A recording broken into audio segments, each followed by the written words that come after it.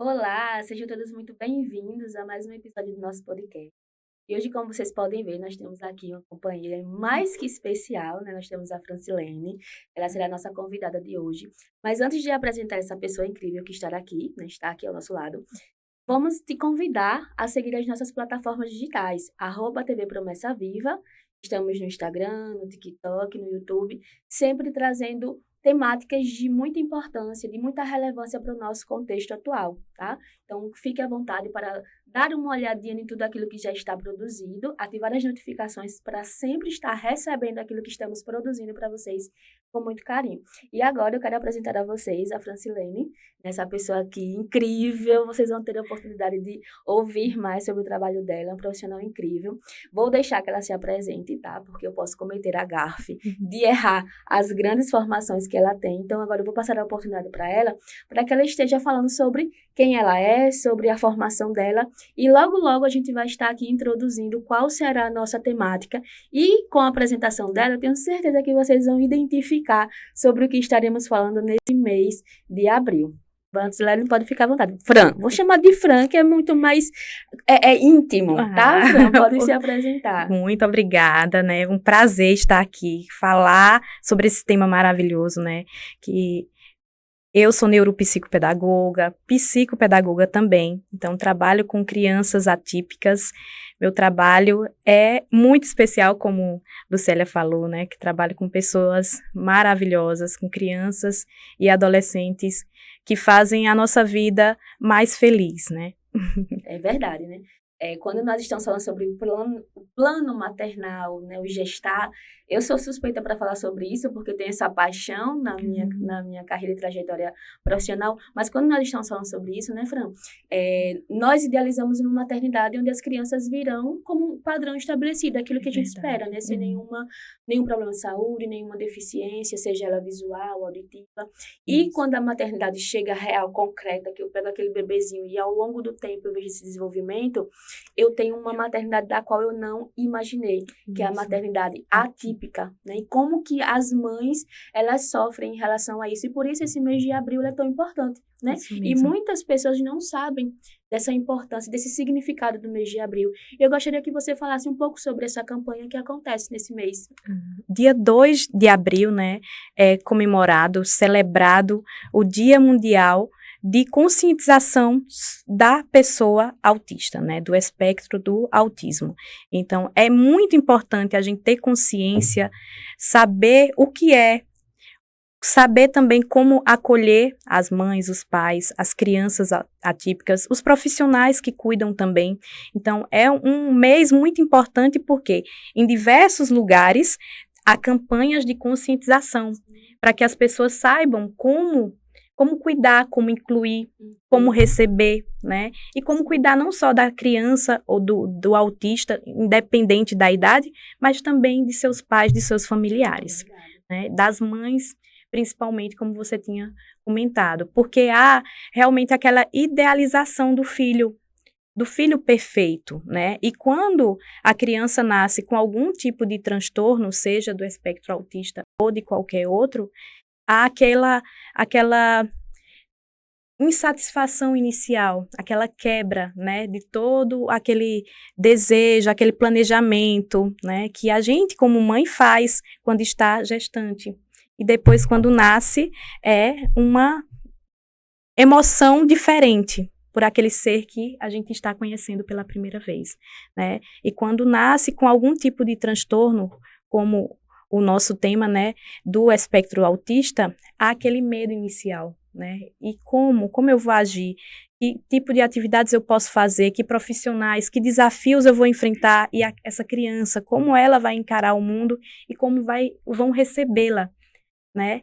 Eu acho que o mais difícil para as mães, pelo o convívio que eu tenho, pelo que elas me relatam, é os outros, como os outros vão tratar, como essa criança vai ser independente, né?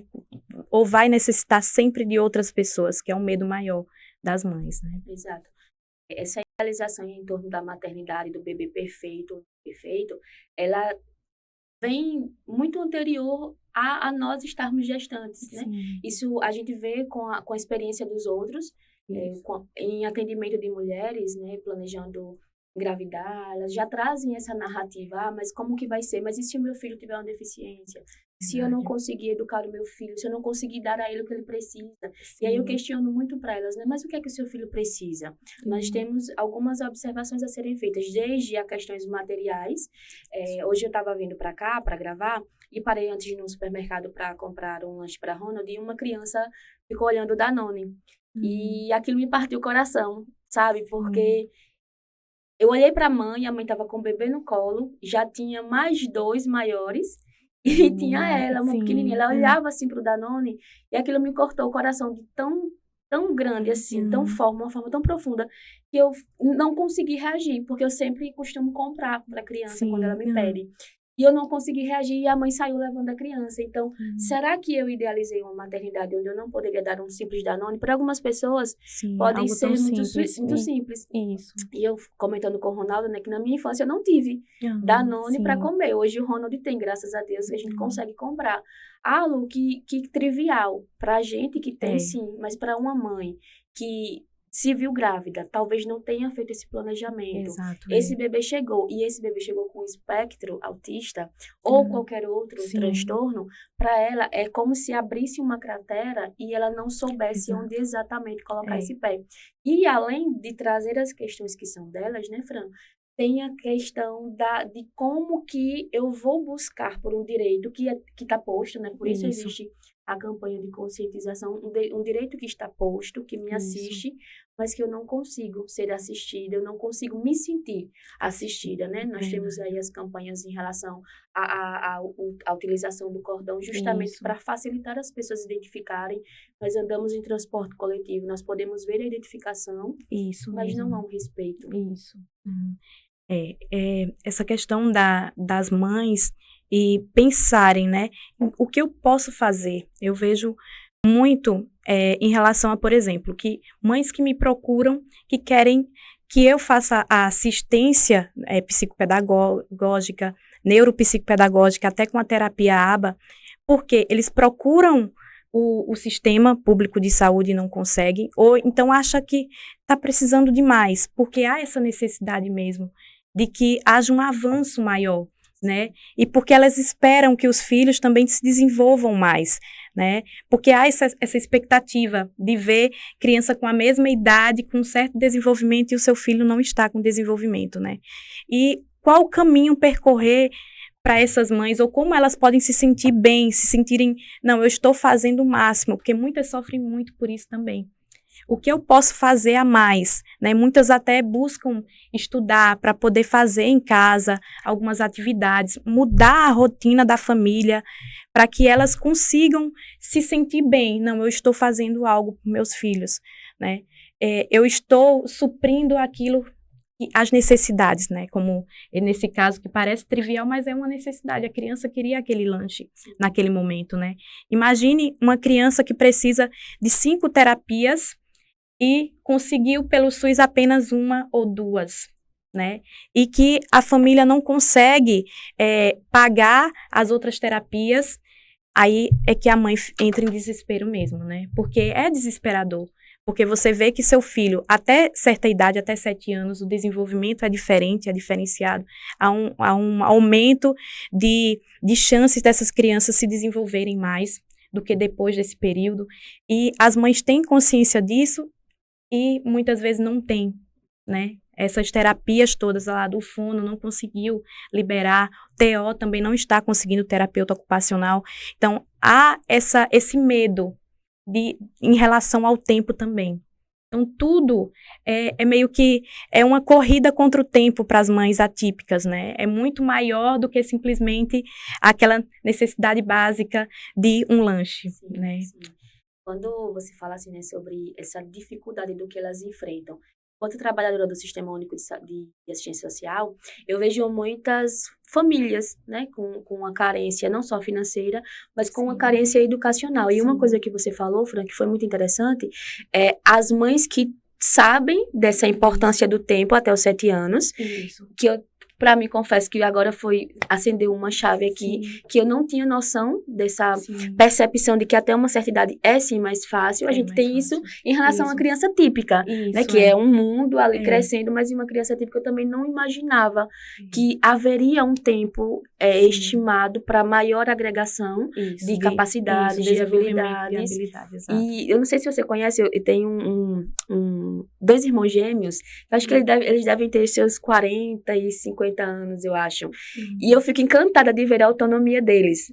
Essa mãe descobriu um transtorno, um espectro, há quantos anos atrás? Né? Porque já 40, né? Seus 40 anos. E eu fico imaginando assim, como que foi para ela descobrir isso? Como que foi para ela trabalhar? Como que foi para ela dar autonomia para esses dois filhos? Eu fico encantada com eles. Eu não lembro o Instagram da mãe deles. Um dos irmãos se chama Ângelo. E ela é famosa no Instagram porque eles são... Um deles é fã de Bruno e Marrone. Eu já ouvi falar. É encantador. Eu fico encantada vendo a autonomia deles. Porque ela desbravou o universo que até então estava escuro. Hoje a gente tem o mês de abril justamente para bater em cima dessa conscientização, de buscar direitos, de fazer esses direitos serem respeitados, né? Eu citei ali, por exemplo, a questão do ônibus, que tem um adesivo colado e a pessoa senta sabendo que às vezes tem uma criança ali que está com cordão, mas aí eu já vi jovens fingindo que está dormindo para não ceder o lugar, seja para um idoso, para uma criança.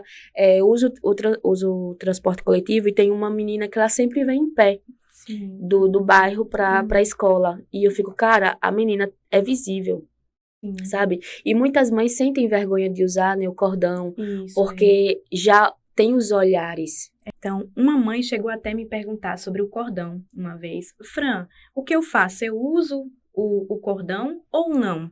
Eu sempre indico, use.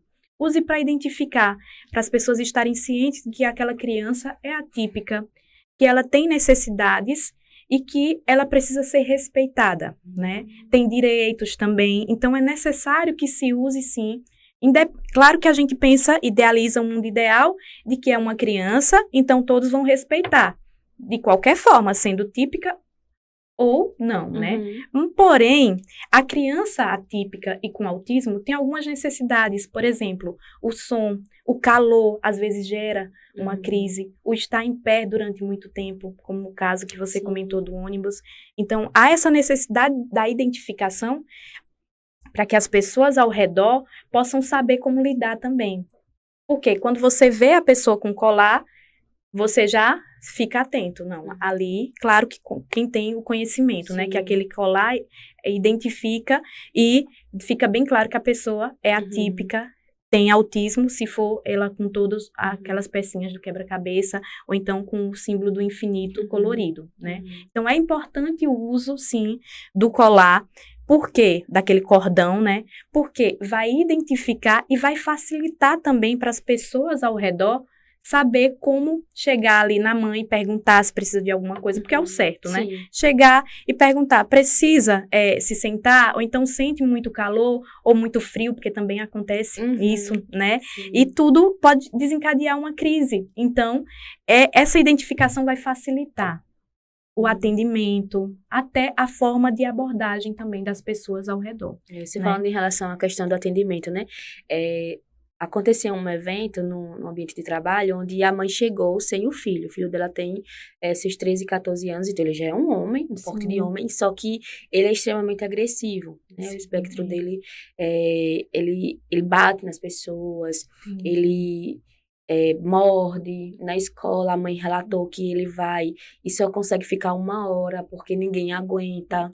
E aí acabam, né, chamando, tanto pela questão da força, porque já é um homem, né? A gente entende que, por exemplo, se for uma cuidadora mulher com um suporte físico menor, como é que eu vou conter um homem, né, de 14 anos?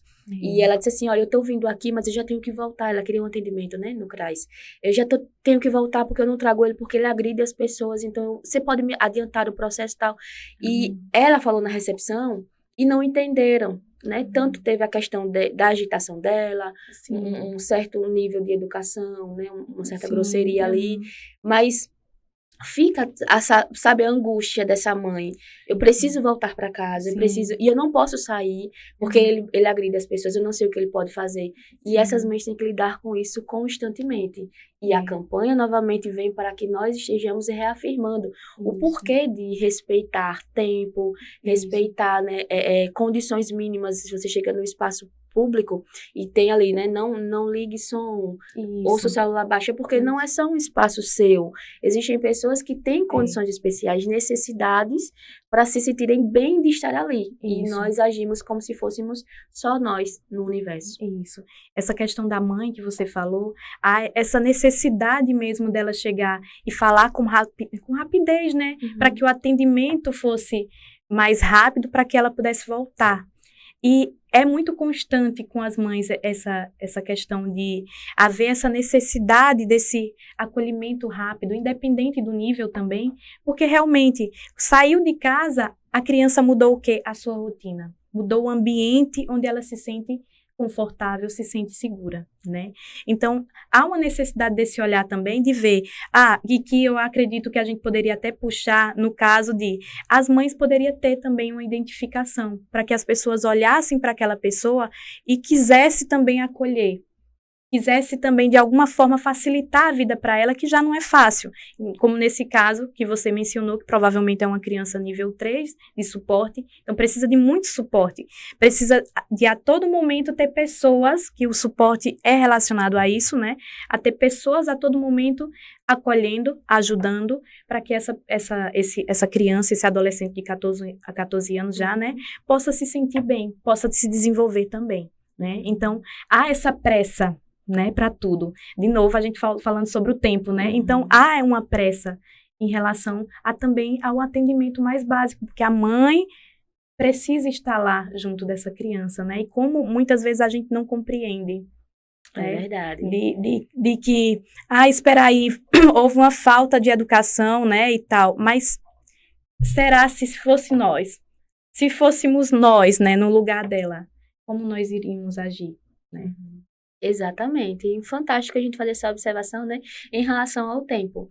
E para que nós tenhamos a sua atenção por mais tempo, literalmente, nós iremos agora preparar um segundo momento, tá? Onde a Fran, ela vai trazer algumas especificações das definições exatas de suporte, nível, né? A importância dos profissionais. Por quê, né, Fran?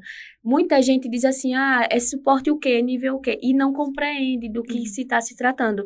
Então, a Fran, no nosso próximo episódio, ela vai estar trabalhando sobre o que seria esse suporte e o que uma criança precisa nessas divisões. Não é porque nós queremos fazer diferença entre, mas é porque eles, de fato, precisam de uma atenção especializada. E por isso, a Fran, no nosso próximo episódio, você vai estar nos acompanhando, vai trazer detalhadamente o que significa cada nomenclatura, trazer o conceito para que você, de fato, entenda o porquê do mês de abril, o porquê da necessidade de uma campanha e o porquê nós precisamos constantemente estar trabalhando sobre a conscientização. Então, não perca o nosso próximo episódio do podcast A Psi Descomplica. Teremos aqui novamente, com muita satisfação, a Fran para estar trabalhando todos esses conceitos conosco. Até breve. Até breve.